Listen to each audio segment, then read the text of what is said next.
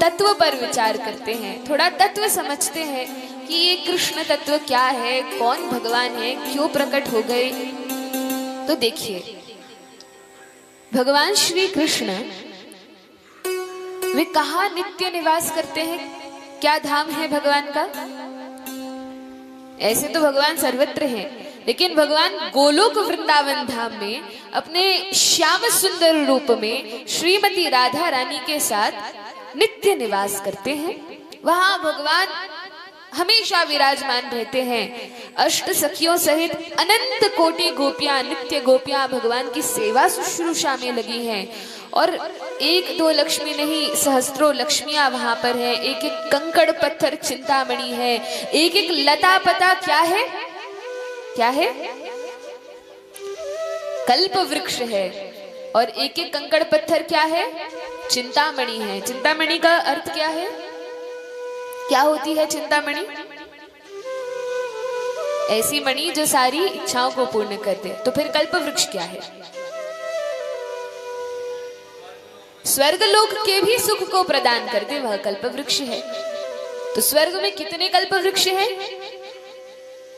एक कल्प वृक्ष है। और भगवान के धाम गोलोक वृंदावन में वहां पे तो जितनी लता है, जितने पौधे हैं, पेड़ हैं, वनस्पति हैं, वे सभी कल्प वृक्ष के समान हैं, क्योंकि वे साधारण नहीं हैं। वे तो भगवान के परम भक्त हैं, जो शांत रस में भगवान की सेवा करते हैं। देखिए, भगवान की सेवा 5 रसों में की जा सकती है, जिसमें से पहला रस है शांत रस, फिर दास्य रस, साख्य रस, वात्सल्य रस और सर्वोच्च है माधुर्य रस।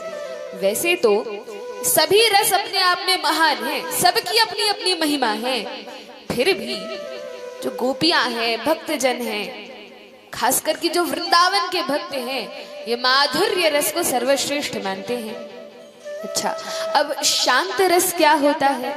तो कहा शांत रस वह रस है जैसे वृंदावन की जो लता पताएं हैं, या जो कंकड़ पत्थर हैं, या जो भगवान के सुंदर महल बने हैं, या जो गायें हैं, वे सभी किस रस में है? शांत रस में होकर वे भगवान की सेवा में लगे हैं। सेवा में है। भगवान निकुंजों में लीला करते हैं। यदि निकुंज में बेल नहीं होंगे, फूल नहीं होंगे, तो भगवान को आनंद कैसे आएगा?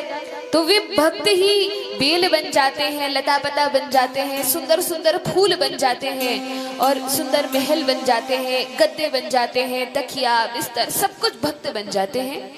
तो ये जीव जैसे हमारे इस लोक में ये जो सारी चीजें हैं, ये माइक है, फिर ये पटिया है, ये गद्दा है, ये चादर है, क्या इनमें प्राण है? नहीं है, ये तो निर्जीव है। लेकिन भगवान के लोक में निर्जीव कोई वस्तु नहीं है, वहां पर सब कुछ चेतन है, सब कुछ सजीव है। तो उस धाम में शांत रस में भक्त इस प्रकार से सेवा करते हैं। फिर दूसरा रस कौन सा है? दूसरा रस दास्य रस।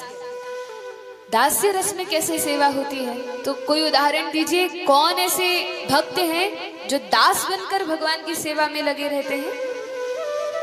हनुमान जी। आहा, तो ये हनुमान जी महाराज हमेशा दास्य भाव में होते हैं और भगवान की सेवा में नित्य निरंतर लगे रहते हैं। क्या आनंद है भगवान की सेवा करने का। तो हनुमान जी जैसे अनेक भक्त हैं जो दास्य रस में भगवान की सेवा करते हैं। फिर है साख्य रस। साख्य रस की अपनी ही बड़ी सुंदर महिमा है। मित्रता का अनुभव अपने आप में बड़ा श्रेष्ठ अनुभव है, और भगवान के मित्र होना कितनी दुर्लभ और कितनी सुंदर बात है। अच्छा, साख्य रस में कौन भगवान की सेवा करते हैं? अर्जुन साख्य रस में सेवा करते हैं, और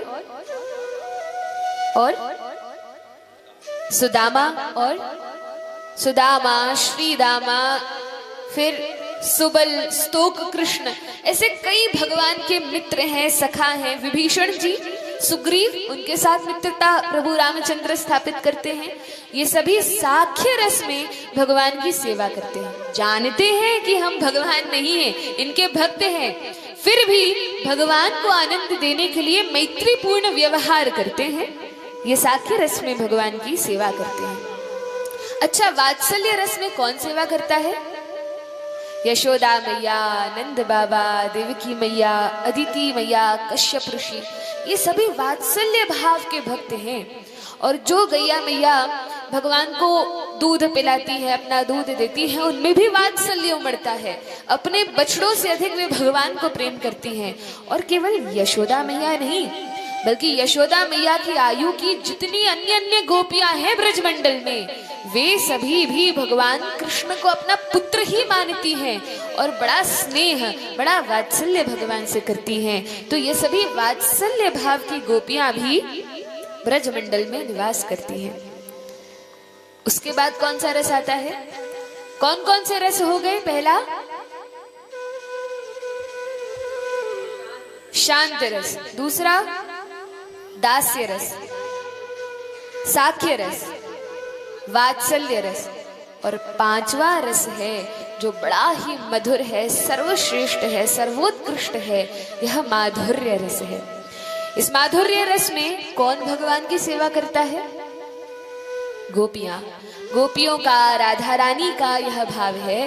वे माधुर्य रस में भगवान को अपना प्रियतम जानकर, भगवान को अपना प्राण सर्वस्व जानकर, जो सब कुछ समर्पण करके पूर्ण रूप से कृष्ण पर आश्रित हैं, ये गोपियों की भक्ति सर्वोत्कृष्ट है, सर्वश्रेष्ठ है।